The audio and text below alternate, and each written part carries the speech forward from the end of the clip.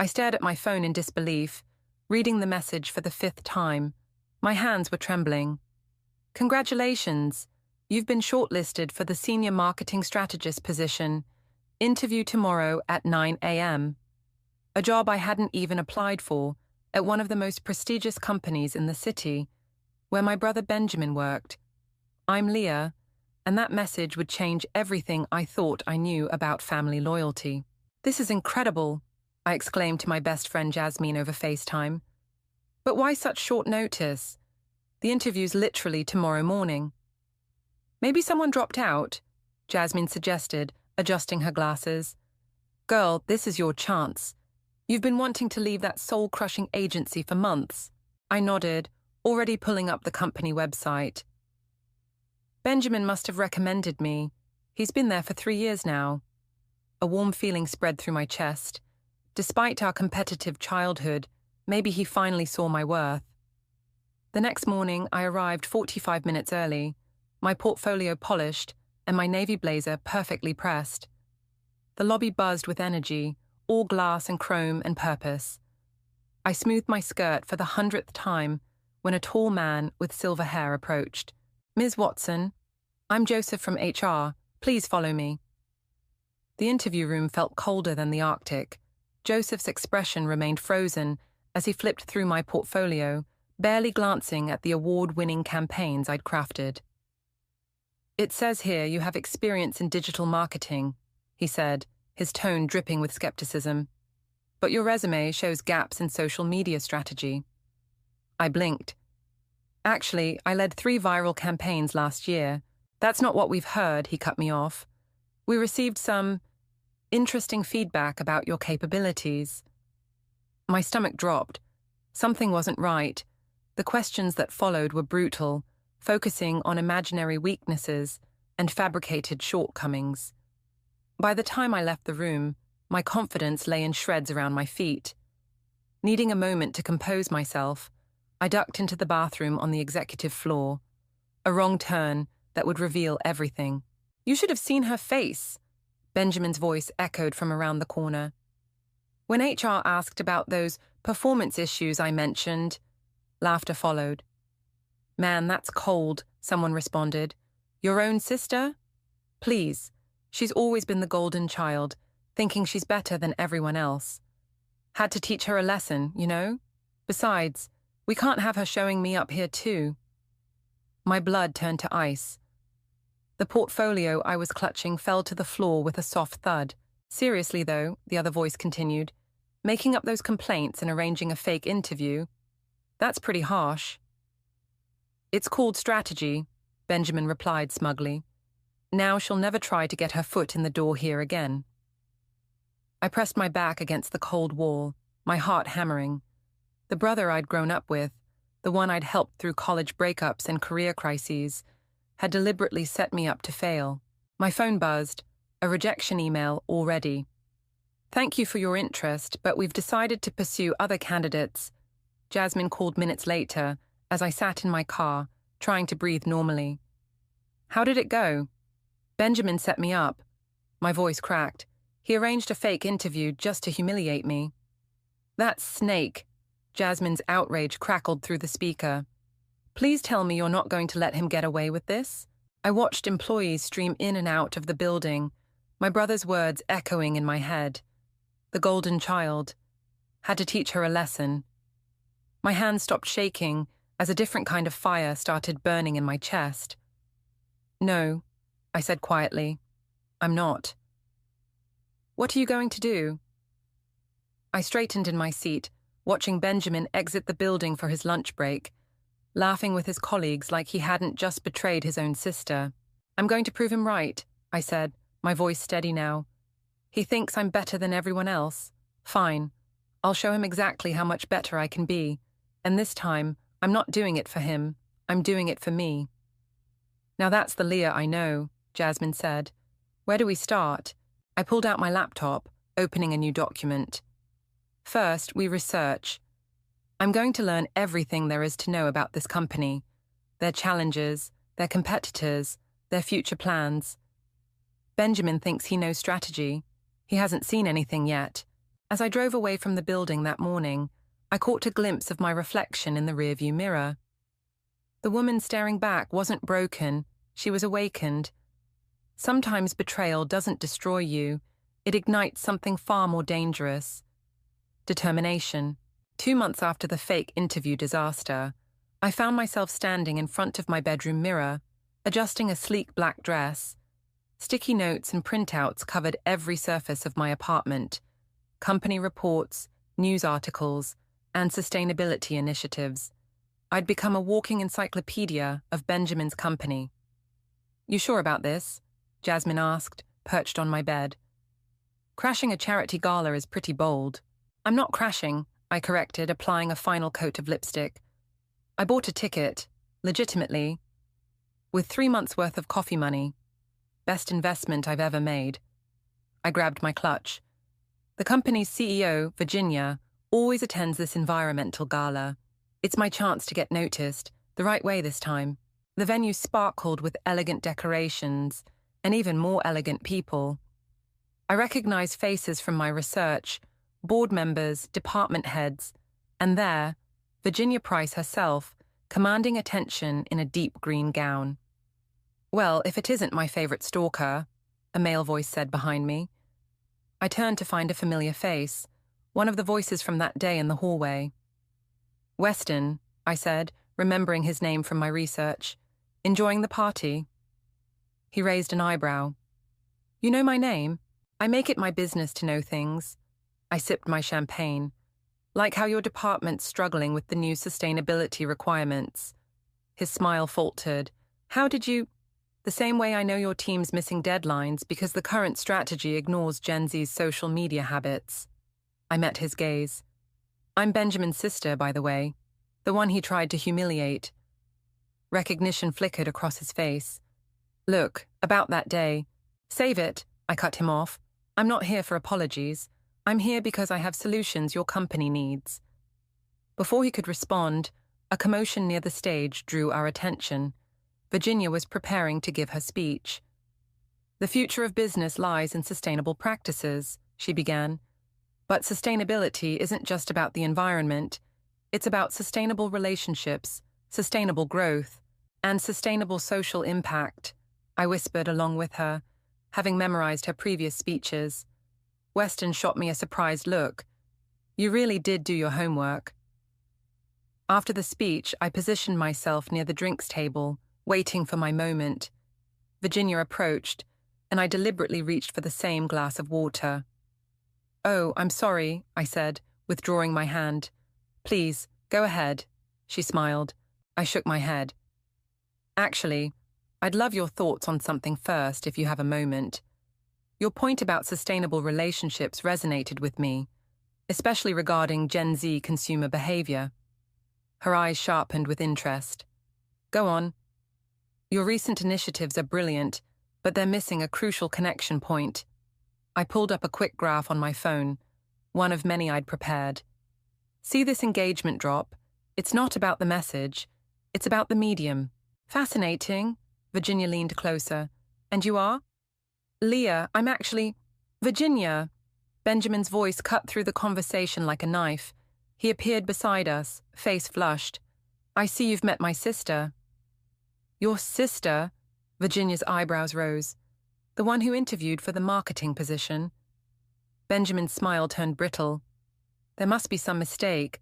Leah was never seriously considered for—" "Actually," I interrupted smoothly, "I'd love to formally present these findings to your team. The data suggests you're losing millions in untapped market potential." Virginia studied me for a long moment, then pulled out her business card. "Email me your proposal. I'm intrigued." As she walked away, Benjamin grabbed my arm. "What do you think you're doing?" I pulled free. "Proving my worth. Isn't that what you wanted?" "You're making a fool of yourself," he hissed. "No, Benjamin. You already tried that approach, remember?" I straightened my dress. "Now I'm doing what you were always afraid I'd do. I'm showing everyone exactly what I'm capable of." "Is everything okay here?" Weston appeared at my side, his presence a silent warning to Benjamin. "Perfect," I smiled. Benjamin was just leaving. As my brother stormed off, Weston turned to me. You should know, there's more going on in the company than what's public. The sustainability department is just the tip of the iceberg. What do you mean? He glanced around nervously. Not here, but if you're serious about this, I might be able to help. I studied him carefully. Why would you help me? Let's just say I'm not a fan of watching talent get crushed by ego. He handed me his card. Call me tomorrow.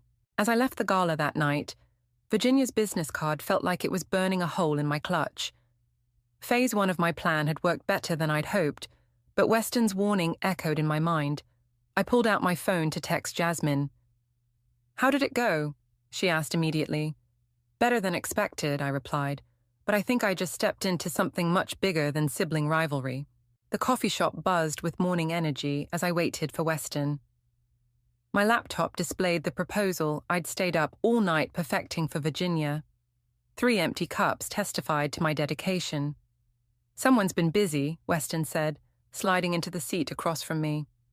His tie was slightly crooked, and he had dark circles under his eyes. Rough morning? I asked. Rough week. Benjamin's been on a warpath since the gala. He ordered an espresso. But that's not why I asked to meet. I closed my laptop. You mentioned something bigger going on. The company's facing a crisis. He lowered his voice. The sustainability initiative. It's failing. Bad numbers are being covered up, and Benjamin's department is right in the middle of it. My heart raced. How do you know this?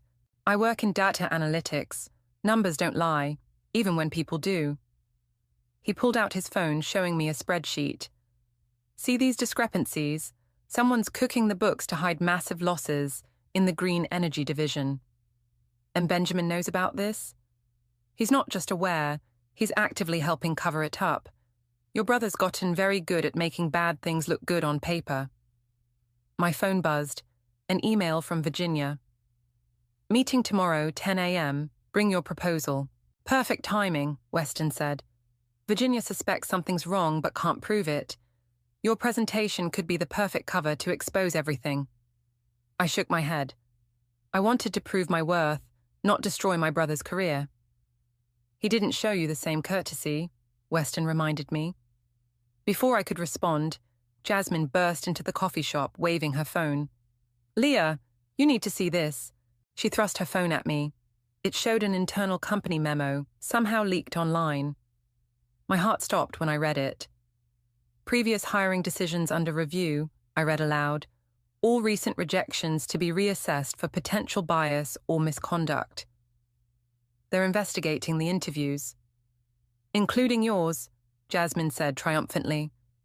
Weston cursed under his breath. This changes everything. Benjamin will try to destroy any evidence of what he did. He already tried destroying me, I said, my voice hard. How'd that work out for him? My phone rang. Benjamin. I answered on speaker. What did you do? He demanded. Me? I'm not the one who faked performance complaints and rigged an interview. You have no idea what you're messing with, he hissed. Back off, Leah, for your own good. Or what? You'll try to humiliate me again? This isn't about you anymore. His voice cracked. There are bigger things at stake, like the cooked books in your department, I shot back. The line went silent for a moment. Who told you about that? You're not the only one who knows how to gather intel, brother. Listen to me very carefully. His voice turned deadly serious. You present that proposal tomorrow, and I'll make sure you never work in this industry again. I laughed. Funny, I was about to say the same thing to you. After hanging up, I turned to find both Weston and Jasmine staring at me. That was badass, Jasmine grinned. And dangerous, Weston added. He's desperate now. Desperate people do stupid things. I opened my laptop again, pulling up my presentation. Then we better make sure my proposal is bulletproof. We worked through the afternoon, Weston providing insider insights while Jasmine helped polish the delivery. By evening, I had something that would either make my career or blow everything wide open. You sure about this? Jasmine asked as we packed up. Once you start this, there's no going back. Benjamin crossed that line when he decided to sabotage me, I replied. Besides, if what Weston says is true, this is bigger than our sibling rivalry. The company's sustainability claims affect real people making real investments. Weston touched my arm. Be careful tomorrow. Benjamin might try something desperate. Let him try, I said, but my confidence wavered as I remembered his threat. Later that night, as I rehearsed my presentation one final time, my phone lit up with a text from an unknown number. Some family secrets should stay buried. Tomorrow's presentation would be a good time for a technical failure. I showed the message to Jasmine over FaceTime. They're trying to scare you, she said. Don't let them win. I stared at my reflection in the darkened window, remembering the humiliation of that first interview. They already played their best card, and I'm still standing. What's the plan? I smiled, thinking of the backup drives and cloud copies of my presentation. Tomorrow, I'm going to give them exactly what they deserve, the truth in all its uncomfortable glory.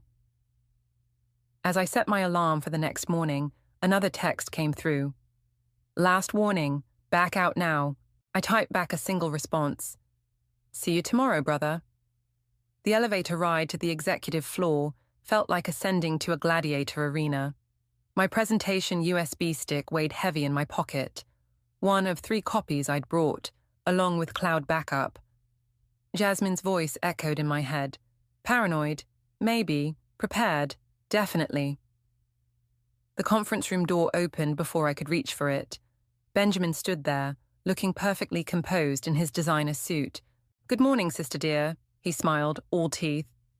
Need help setting up?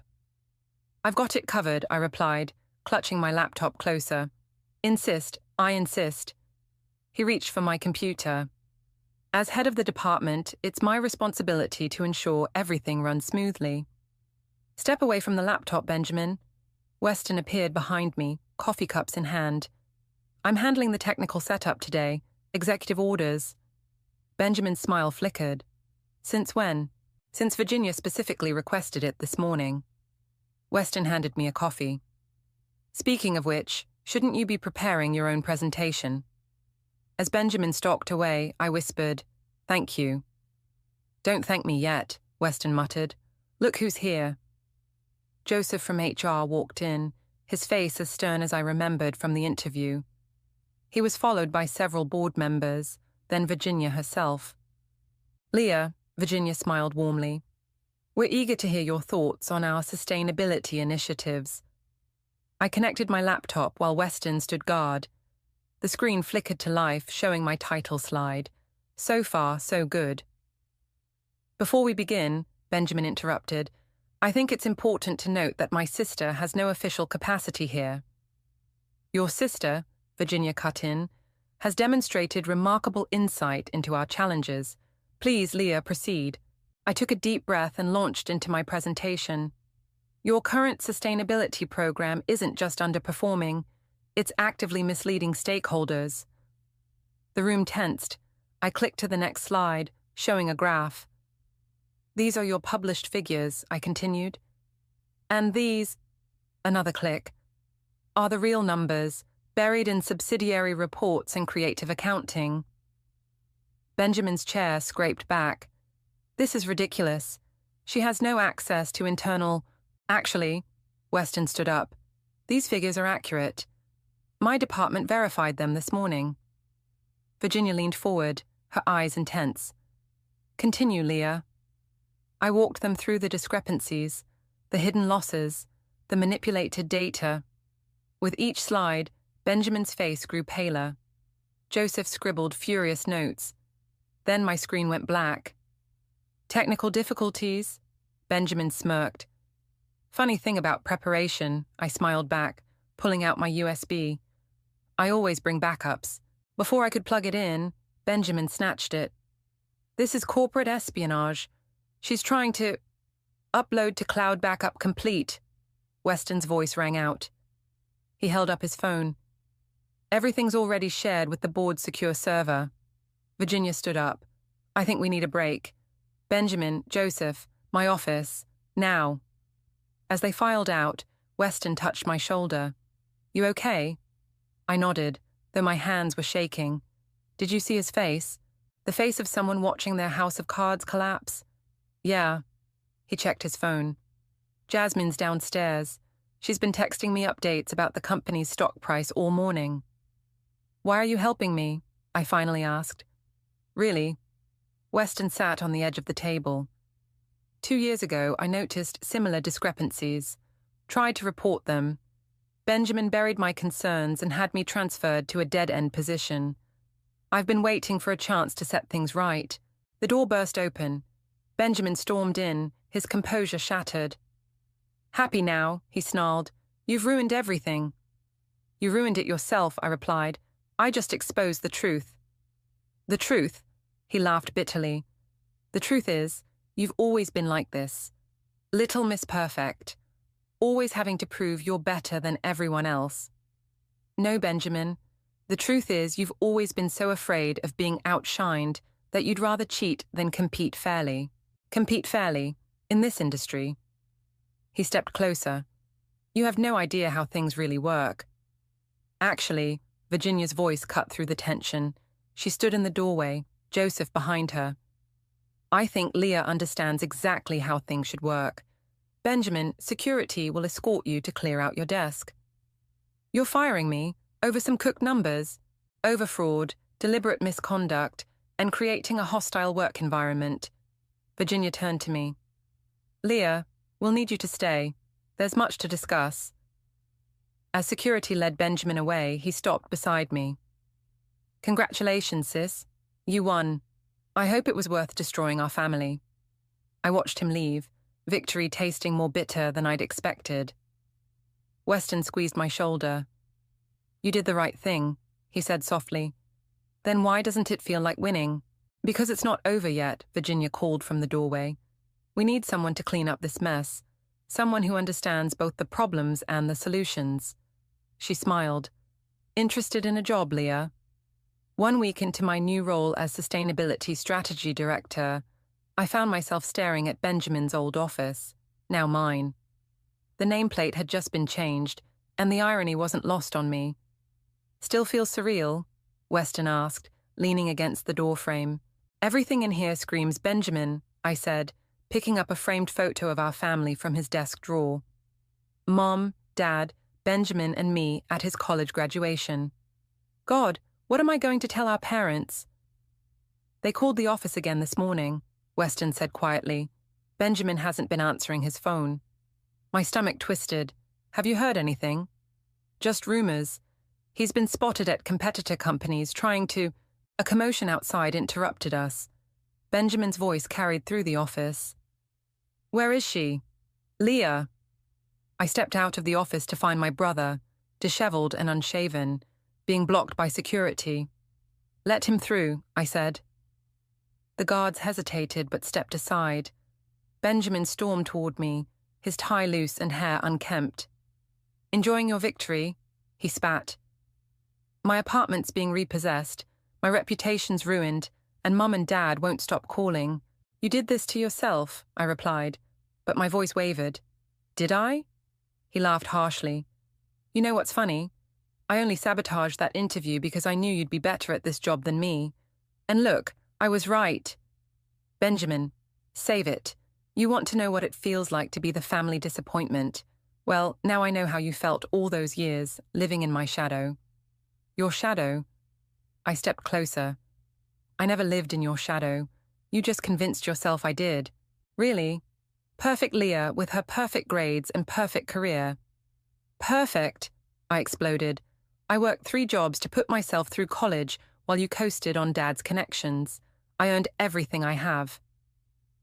The office had gone silent, everyone watching our family drama unfold. And now you've earned my life too, he said bitterly. Congratulations. That's enough. Virginia's voice cut through the tension. Benjamin, you're trespassing. You don't understand, he turned to her. She's my little sister. I was supposed to protect her, guide her. Instead, His voice broke. Instead, you tried to destroy her career, Virginia finished, and in doing so, revealed your own misconduct. Security, please escort him out. As the guards approached, Benjamin pulled something from his pocket, a USB drive. You think you found all the evidence? He dangled it. There's enough dirt on here to bury half the executive board. Weston stepped forward. Don't do this, man. Why not? My career's already over. Might as well go out with a bang. I moved between Benjamin and the guards. Wait, everyone, please give us a minute. When the others reluctantly backed away, I faced my brother. Remember when I was 10 and I broke Mom's favorite vase? I asked softly. He frowned. What? You took the blame, said you did it while playing ball inside. You were grounded for 2 weeks. You were crying, he said quietly. I couldn't stand seeing you cry. What happened to that brother, the one who protected me? His hand holding the USB drive trembled. He grew up, realized the world doesn't reward kindness. No. I took a step closer. He got scared of not being enough, just like I was scared when you sabotaged my interview. Leah. But we're not kids anymore, Benjamin.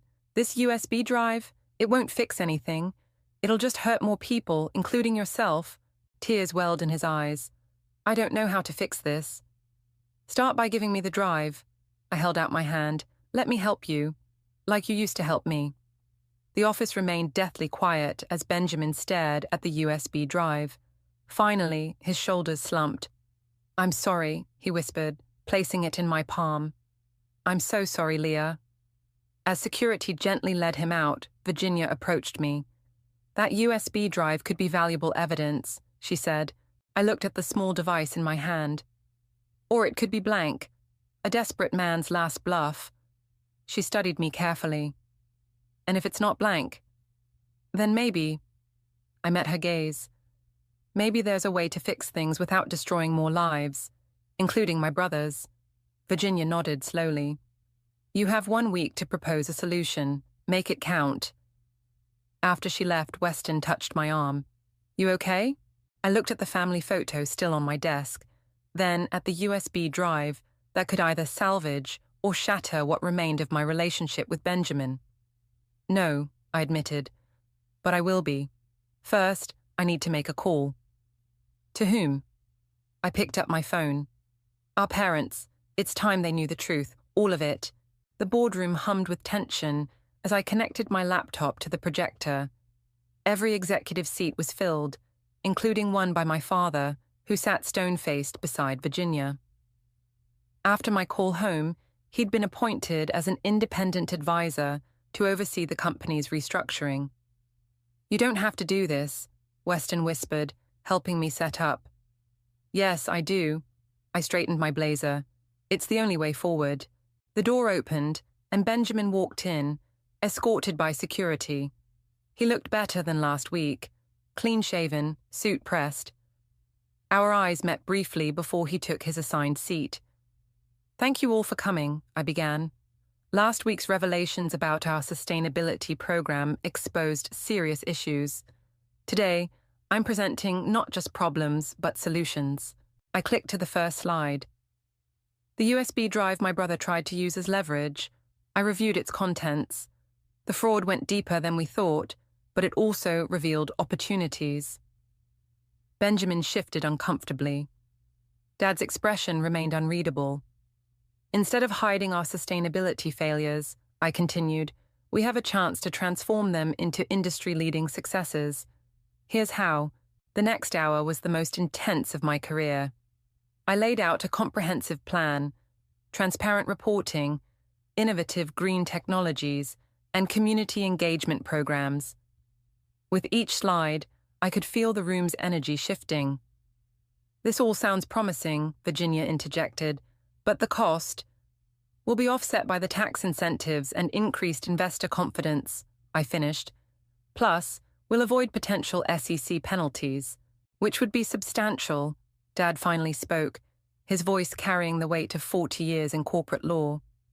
The evidence on that drive could trigger federal investigations. Benjamin stood up abruptly. You showed him the files? She showed me everything, Dad replied, including your original interview sabotage, son. The room went silent. Benjamin's face flushed. The question, I pressed on, isn't about past mistakes. It's about future solutions. Benjamin? All eyes turned to my brother as I gestured for him to join me at the front. What are you doing? He whispered. Giving you a chance to fix this, I replied. You know these programs better than anyone. Help me make them work. For a moment, he just stared at me. Then, slowly, he turned to face the board. Leah's right, he said, his voice gaining strength. I helped hide these problems because I thought exposure would destroy us. But her plan, it could actually work. The renewable energy division I've been managing. We've been sitting on breakthrough technology, afraid to implement it because of cost concerns. He grabbed a marker and started sketching on the whiteboard. If we redirect funds from these shell programs into actual development, for the next 30 minutes, Benjamin and I tag-teamed the presentation. It felt like we were kids again, finishing each other's sentences, building on each other's ideas. The board members leaned forward, engaged. This is impressive, Virginia said finally, but it requires complete transparency about past misconduct. I'll take full responsibility, Benjamin straightened.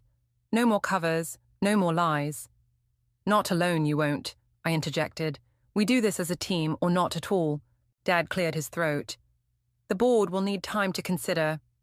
No, Virginia stood up. We don't need time. We need action. Leah, Benjamin, you have full authorization to implement this plan, effective immediately. After the meeting, Benjamin caught my arm as others filed out. Why? He asked simply. Because you were right about one thing. I am better at this job than you. But you're better at it than you think. We just needed to stop competing and start collaborating. I don't deserve this chance. Probably not, I smiled. Consider it payback for that vase. Dad approached us, his expression softening for the first time. Your mother would be proud. Well, proud and horrified, but mostly proud. Dad, Benjamin started. Save it for dinner, Dad cut him off. Your mother's cooking tonight. She expects both of you there. No excuses. As he left, Weston appeared with Jasmine, who'd been waiting outside. So? Jasmine bounced excitedly. How did it go? We're about to find out, I nodded toward Virginia, who was walking over. One question, Virginia said, looking between me and Benjamin. Can you two actually work together without killing each other? Benjamin glanced at me.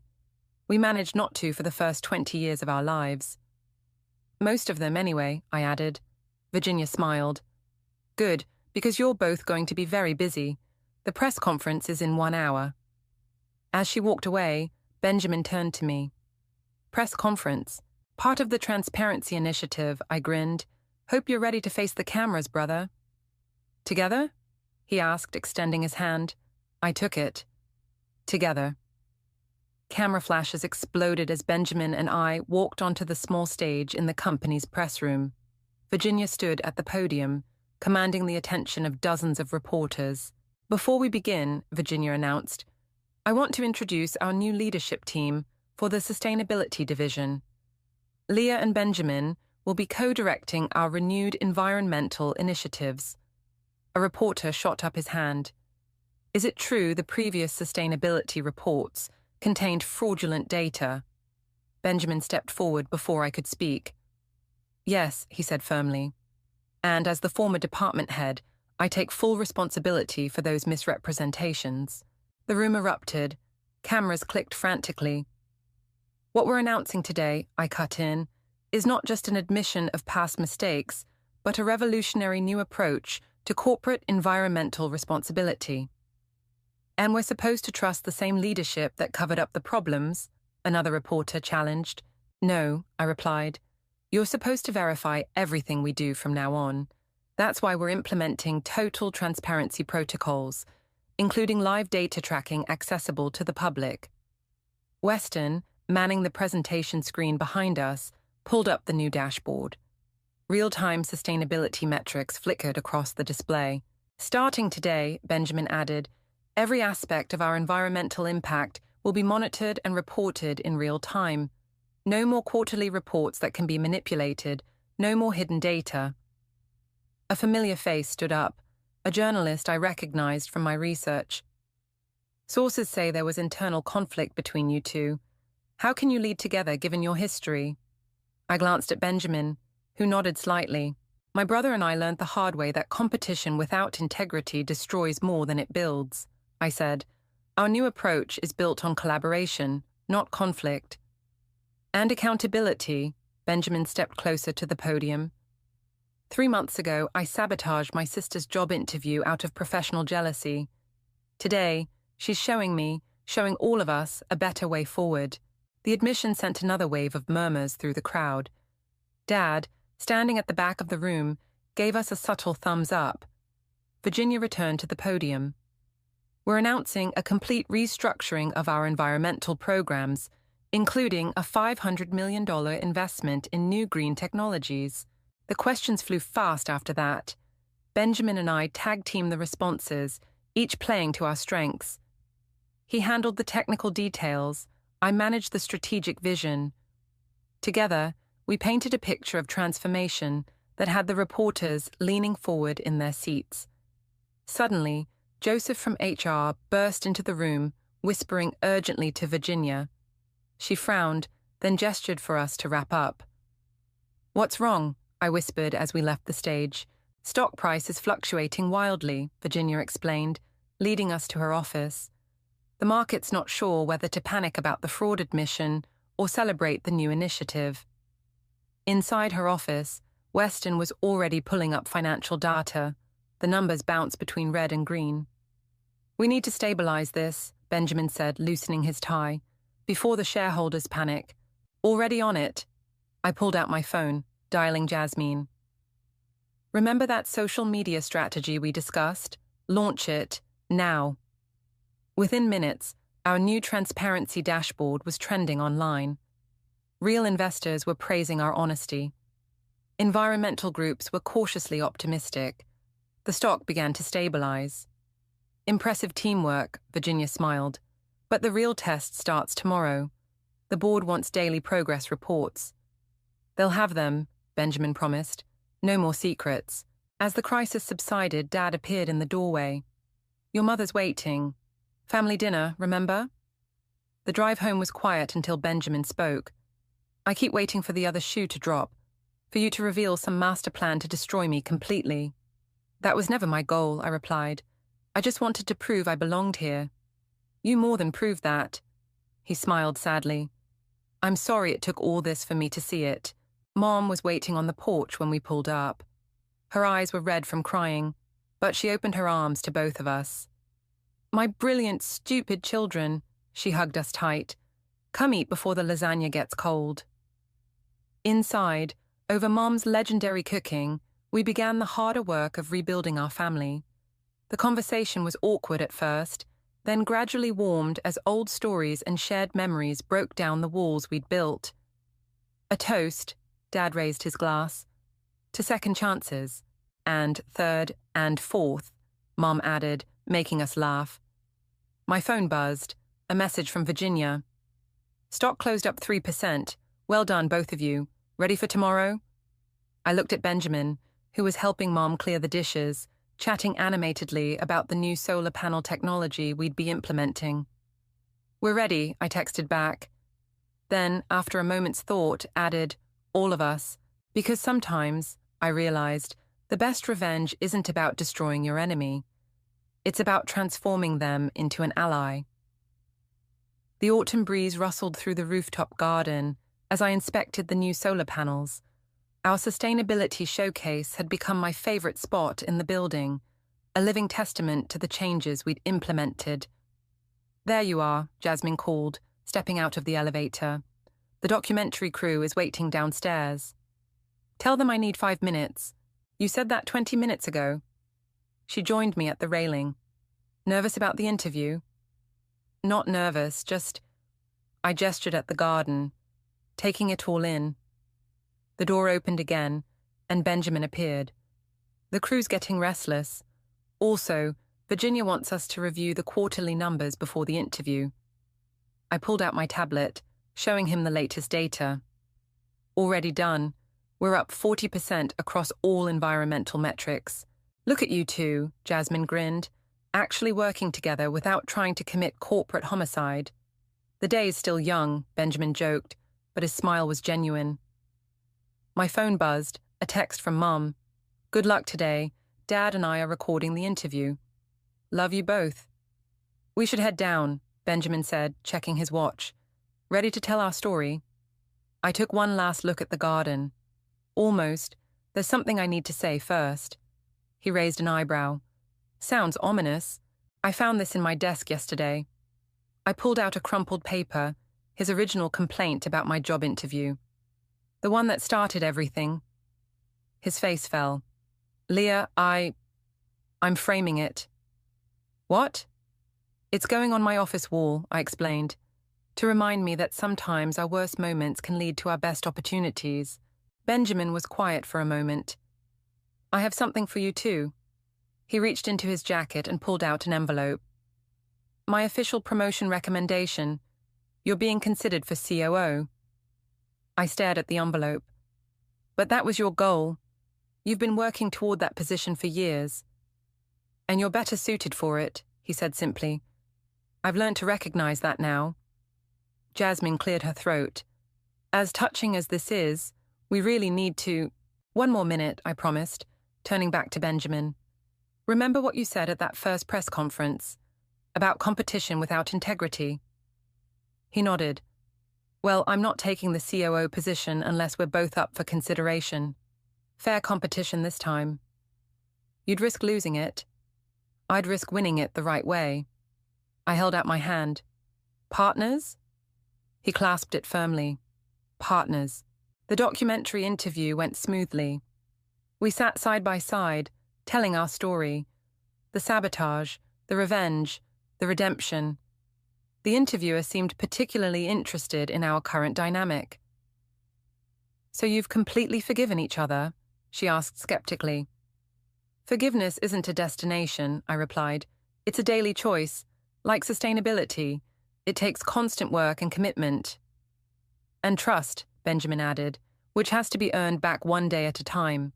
After the crew packed up, Virginia called us into her office. Weston was already there, grinning. The board just approved your joint proposal, Virginia announced. The international expansion of our sustainability program is green-lit. Both of us? Benjamin asked. Both of you, she confirmed. They were impressed by how you've turned rivalry into partnership. Speaking of which, she slid 2 folders across her desk. These are your COO candidacy papers. The board wants to consider you both. I caught Benjamin's eye and smiled. Looks like we get our fair competition after all. About that, Weston interrupted. The board had an interesting idea.